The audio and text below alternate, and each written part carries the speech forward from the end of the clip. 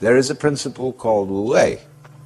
Wu means none or not, no, negation.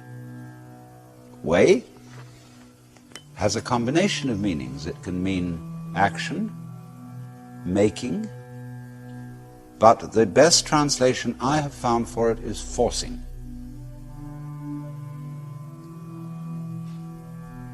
And so Wu Wei is the principle of not forcing in anything that you do. Now we know when we watch any performance of an artist, be it a dancer or an actor or a musician, we know immediately when the performance is forced. And we say it doesn't ring true, it's too artificial, it doesn't seem to be natural. Many people who study the Taoist doctrines think that Wu Wei means do nothing, in the sense of laissez-faire, be lazy, always be passive. It doesn't mean that. There is a time for action. When you study judo, you use muscle only at the right moment. When your opponent is hopelessly overextended and off balance, and you add a little muscle to it and you throw him across the room. But only then. You never use muscle at the wrong moment. For as Shakespeare knew perfectly well, there is a tide in the affairs of men which, taken at its flood, leads on to fortune. And so Wu Wei is based on knowledge of the tide, the drift of things. Get with it. Wu Wei is the art of sailing rather than the art of rowing. So, if you say now, one of the most famous sayings in the Lao Tzu book is superior virtue has no intention to be virtuous, and thus is virtue. Inferior virtue cannot let go of virtuosity, and thus is not virtue. So one could also say, the real Wu Wei is not intentionally Wu Wei, and so is Wu Wei.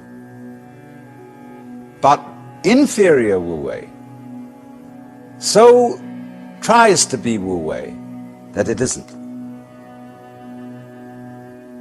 In other words, this is saying Wu Wei is not a matter of cultivated passivity or even of cultivated spontaneity, because there are people who think that they are released, that they have realized that they are the Tao, as all of us in fact are, or that you are, to put it into Vedanta terms, every one of us is the Brahman, the eternal self of the universe, beyond all description or classification or thought. And you say, okay, baby, I'm that. Now I'm going to have a ball. Understand heaven in a very literal sense, space. See, we are in heaven now because the earth is a spaceship and heaven is space. What is called in Chinese Gung, Japanese Gu, the void. That's what is important. That most of us don't know this. Even Shakespeare has one of his characters saying, "Oh, that this all too solid flesh would melt." But do you know you're much more space than you are anything else? If the ponderable, I won't say matter, the ponderable whatever in your bodies were condensed and all put together, it would be smaller than the point of a pin. And anyway, somebody once said, even a bishop is 80% water.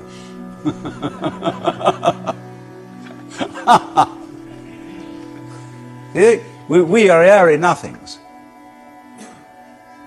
So space is somehow very, very fundamental. We'll go into this in further way. But you understand that heaven is space.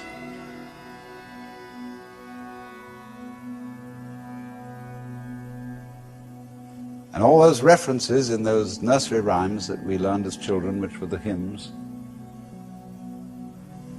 about heaven, always were talking about thrones and crowns and harps and streets of glass.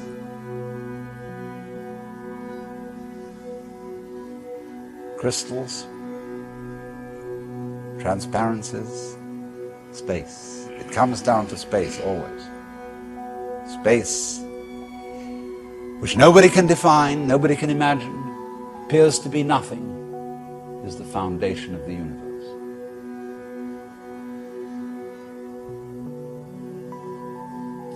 But you have to become again as a child to see that. Now you know, go back to your childhood. What were the fascinating things? What's out there? What's beyond the stars? How long does it go on? And Mama said, it goes on always and always and always. The child wonders. It's excited. That this is something that never ends. Then the child asks about time. How long ago is long ago? Well, the Bible says that in the beginning God created the heaven and the earth. Well, what did God do before he did that? Well, as one person said, he sat up thinking punishments in hell for people who ask silly questions. But still, that is only a joke.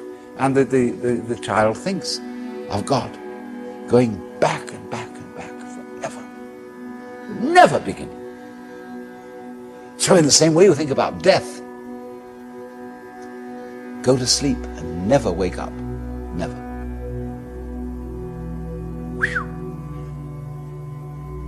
Why, it would be as if you never had existed. Not only you, but everything else. Which is, of course, the way things were before you were born.